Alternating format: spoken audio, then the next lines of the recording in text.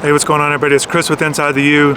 Thanks for stopping by. Number 4, Miami loses 28-23 at Georgia Tech, drops to 9-1 on the season, 5-1 in the ACC. There's a lot I want to talk about with this game.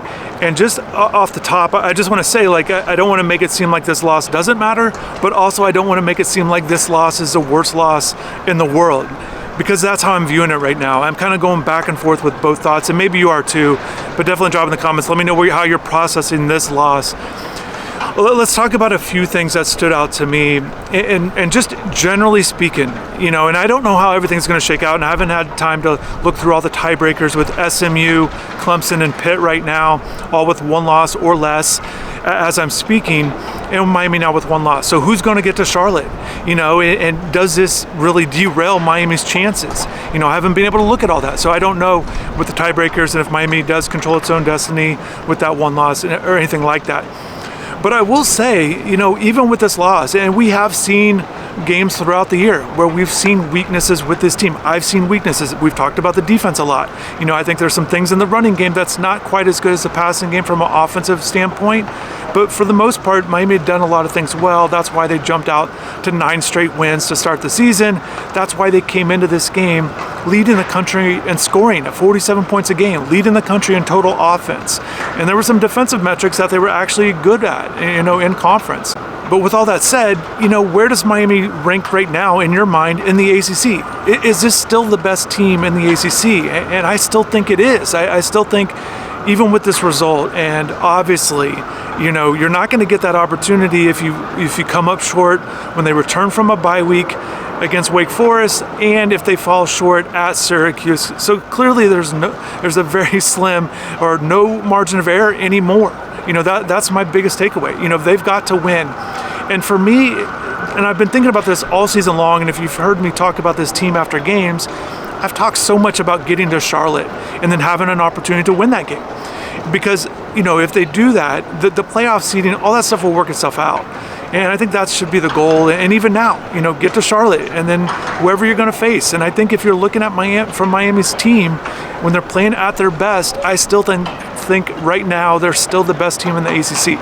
Now, what we saw today was not Miami's best. This was not a good performance. I don't want to sugarcoat that at all. And Coach Cristobal, listening to him talk about the loss after the game, I was able to ask a few questions, and that was his takeaway too. Look, they're going to own it. They're going to accept what the reality is, and they've got to be better. And he doesn't want to sugarcoat anything. He wants this loss to hurt, and he wants his team to get better from it because he feels like they've got to improve. So again, a lot of things didn't go well on both sides of the ball in this game. I'll kind of go back to this ACC thing. My thoughts are all over the place, trying to organize them a little bit here. But in this game, I want to talk about the offense in particular, because to me, I felt like if this team was going to lose a game, it was going to be because the offense just was a little bit flat or didn't have the results that it had been having. And that's what we saw today. And I know it feels like everyone's going to point to the defense, and they had their issues. I'll get to that in a little bit. But 23 points, and Cam Ward said it afterwards, 23 points for the nation's highest scoring team isn't good enough, and it wasn't. I thought early on, passing the ball, it was great seeing Cam Ward hit that long touchdown to Arroyo, really bounced back after giving up the long touchdown. And then on that next play, and I know if you're watching on the TV broadcast, it was pointed out, but I immediately, as soon as it happened from my viewpoint in the press box, you could see Arroyo wide open again, which Cam missed on, and they had to get a field goal on that next drive. So that would have gave them 14 quick points. And it just felt like Miami's offense, their passing offense, was off to a good start. I know Cam missed some throws, and then Cam just kind of got in this middle part of the game where he just wasn't very accurate. He got down to his completion percent. I think he was 9 for 18 at one point, hovering around 50%. And it did pick up there in the fourth, that nice touchdown pass to Restrepo. And they did have an opportunity to win the game with the ball in Cam's hands on that final drive, and he fumbled. But, that's what you want. And 28-23, you lose that, but you did have an opportunity to win, which I think many people would be surprised considering how they were playing throughout the game. Another thing I want to speak about offensively, and I was talking to a reporter after the game about this, and maybe it differs from your opinion, and certainly it does from the coaches. So they want to be aggressive. They know their offense is really good. They want to attack. They always want to go for it. That's their mentality. However, the last few games, I've been kind of thinking about this a little bit more, and especially now in today's game, as well as moving forward, I think that Miami, because they have so much on the line and they are facing these teams that just completely do not. they're kind of operating at a different level. Miami's trying to get to Charlotte. These other teams are either trying to get to a bowl game or try to pull off the upset. They're not competing for a spot in Charlotte. So I felt like Miami had to play a little bit more conservative, because at this point, to me, it's not about style points. They've got to get to Charlotte. They cannot let a game slip away. And we'll see how this loss affects them. But I felt like they needed to take the points on that field goal opportunity that they did have in the second quarter. And I felt like that, I always try to make a decision in my head before the snap is played, before the play is played, because I hate to always play the result on, decisions, when coaches have a decision. But I always try to have a decision or a thought process in my head before that. And I thought they should have just taken a field goal. And the reason is because I just think Miami needed to stay conservative, get their points, and just kind of keep it moving and not let points slip away from them, which obviously it happened throughout the rest of the game. You go for a 2-point conversion. Cristobal, I asked him about that. He said, and I asked him about the field goal too, but in particular with that 2-point conversion, he said that's what the chart said. So they went for it for 2-point. Maybe you guys agree, maybe you don't. Definitely drop in the comments. I just thought they were chasing points the whole rest of the game because of it. The fourth downs, they go 1 of 4 on fourth downs. I just feel like when you're playing a team that's really just trying to pull off the upset, you've got to just keep it moving and just don't get upset and just find a way to win the game. And Coach did, I will say, he did kind of talk about that a little bit, grinding out a game and a slower paced game is what he said. I think teams are going to do whatever they can to try to keep the ball out of Miami's hands on offense. Georgia Tech did a great job of that with their running game. I'll get into the defense, I promise. But they took 11 minutes off the clock. It kept Cam Ward on the sideline, weren't able to get into good rhythm. They go into half with 10 points there. I just feel like Miami's got to figure out a way to kind of get points, and obviously third down conversions were big. 3 of 10, that's not where they want to be. They weren't able to sustain drives. They were able to kind of get them going at times, but just whether it was Cam a little bit off or whatever it might have been with the offense, there were different things going on, but they just weren't able to convert enough. And really, they didn't feel like they took control of the game. Georgia Tech scores on that opening drive. Even with Jamal Haynes, that big play and the big touchdown early, he gets knocked out of the game. And Miami just didn't do a good job of getting back control. They responded. I thought that second touchdown that I mentioned earlier, if they would have gotten that could have put them in control points and just kind of really settle things down a little bit. And again, it's about grinding out a win at this point, and don't get upset, because it's only about getting these results that go on the left side of the column there in that win column. You can worry about style stuff early or whatever it might be. I just think it's really important to just find ways to win. Okay, so that was a lot about the offense. And look, they got to run the ball better too. If they're going to run it that many times, they've got to get more yards there. Cam did take some sacks. And as you saw in this game, what we've seen is he's been able to kind of extend plays, and Georgia Tech made some key plays on him, able to get him to the ground. I know that does affect the run game and their yardage totals and their output. Okay, defensively, 271 yards given up on the ground. I thought it was terrible, a terrible performance by the defense. Look, the offense didn't play well, the defense didn't either, obviously. You could see exactly what Georgia Tech wanted to do with Haynes King. They were not going to throw the ball, and they were okay with that. It felt like a high school kind of mentality that we're just going to run the ball. We don't feel comfortable that Haynes can throw it because of his injured shoulder. We'll just keep running it essentially until you stop it. Even if they lost Jamal Haynes there, their best running back, they were just going to keep running it with whoever they wanted to, and they did a really good job. I thought Miami struggled with runs up the middle. I thought the perimeter stuff was awful as well. They've got to make tackles, especially a team that's one-dimensional. And not because Miami made them one-dimensional, but because of the injury to Haynes King. They just weren't going to go with that and their game plan. Miami didn't have to shut down this, and that's what made this so frustrating. I asked Coach about that because of it. Does that add to the frustration? Because they were able to run it so well, even with they were not balancing it with a passing attack or even a threat of a passing attack. And I found that part the most disheartening about what they were able to do with the running game, what Georgia Tech was able to do. I just thought Miami, from a defensive standpoint, needed to be much better. And one of these things that certainly happened today, and maybe throughout the season. You're laying out a blueprint for teams. What will Wake Forest want to do, or Syracuse? I know Syracuse is a passing offense, but those two teams in particular with the regular season, and then we'll see. We will definitely see if Miami can get a couple wins back on the ledger there, and then find a way to get to Charlotte. And Miami situationally was not very good at all on defense. Giving up, Georgia Tech goes 9 of 14 on third downs. They were able to extend drives, and then also red zone. I've been talking about red zone quite a bit. Miami comes into this game tied for last with Georgia Tech in red zone touchdown efficiency allowed in conference games.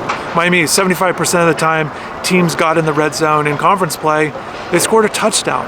And in this game, Georgia Tech was 4 for 5, but it was really 4 for 4 because they let up on that last drive at the end when the game was in hand and they just took a knee there to win the game. Otherwise, it would have been 4 for 4, and you cannot allow touchdowns every single time a team gets into the red zone. You've got to be able to find to hold teams to field goals. You've got to be able to have this, essentially this bend but don't break defense. And however it got to that point, again, you've got to be able to really cut down on those points, because that certainly would have helped in this game. Miami wouldn't have been chasing points as much as they did. The 28 points, if that's down to whatever it might have been, to kind of just take some points off the board, turn those touchdowns into field goals. That's where I think the defense needs to be better at. I think this defense, I don't think they're magically going to change and be a good defense, but I think they got to be good enough, and I think they got to find a way to be much better situationally, or if they're not, they will lose another game, because these teams are going to have a game plan and do something. If they're probably going to look at it too, like, okay, situationally, if we can just be good on third down or extend plays or 3 yards in a cloud of dust type mentality, or just get a few runs here or there or make a few plays, maybe you can knock off Miami again. So big picture wise, where is this team? I said it at the beginning, I still think ACC-wise, I still think them at their best, I think they're the best team in the ACC. Now, will they get the opportunity to show that? Will they get their opportunity in Charlotte? We'll see. I thought, regardless of before this game, I just felt like SMU. I think SMU's a program 5-0. I think they've got obviously a weak schedule down the stretch here, but it's much different when you're the targeted team, the hunted team. And so we'll see if they're going to be able to hold on. But also, we'll see how Pitt, they still had a bunch of games in the ACC still left, and then Clemson, we'll see how they do as well. But, again, Miami at their best. But I think this is where a lot of people, we can all agree on, is we're worried with what we're seeing, that maybe Miami's not going to be at their best, like we saw today. What's going to happen? Can you win a game when you're not at your best? And we have seen them kind of squeak out some wins where in moments in a game they didn't play very well, but they've been able to do enough to make enough big plays and make plays and get a win and move on. So you hear this saying all the time, you can't let one loss be 2 losses or 3 losses. Essentially, you can't let a loss carry over to the next game, when they come back after the bye week against Wake Forest. I think the bye week is going to be really interesting for this team. Will they be able to essentially pick up the pieces? Maybe things are going to shift a little bit in terms of their, if they are in control or not in control of their own destiny, and how will that affect the team? But I think there were a couple things that stood out. Post-game press conference, Mario Cristobal, again, he feels comfortable and confident in this team that they will bounce back. They're going to address it head on, the mistakes, and move on from there. But Cam Ward stood out to me too. And with some of the things he said, I thought he spoke with some maturity, and understanding that it is one loss. He said, he lost 7 games a year ago. He said he's going to be the same guy and continue to put in the same work moving forward. So I think with his leadership, and this is what I asked him at the end, and I'm not sure if he understood it or if he did and didn't want to talk about it. Either way, I can kind of talk about my thoughts here. The reason why I asked him, yes, it's great that Cam has that mentality and to move on, and he did tell the team, remember this feeling, essentially this hurt feeling, and guys were upset after the game. I will say that when I was down on the field for that and kind of watching the players out coming off the field, but Cam said, remember this feeling. But what I want to say is Cam seems to have a good understanding of bouncing back. He's a veteran guy, he's played a lot of football, he understands it. But my question to him was, how do you kind of relay that to your teammates? Because not everybody on this team is Cam Ward.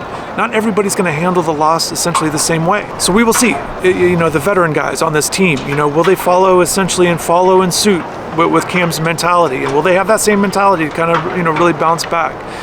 Again, not everybody has Cam's mentality, but it's very important that this team as a whole, really works on things, works to improve, finds a way to get better, and then bounces back.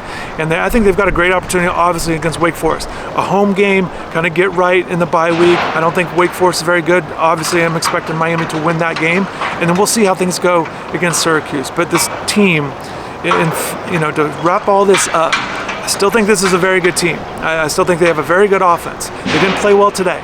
Not every team plays well every single time they step foot on the field. They are 9-1, so there's some perspective in that they are 9-1. They still have a chance to get to Charlotte, as far as we know right now, based on the other games, but we'll see. But again, I think they certainly have a chance to get to 11-1 regular season, which would be outstanding.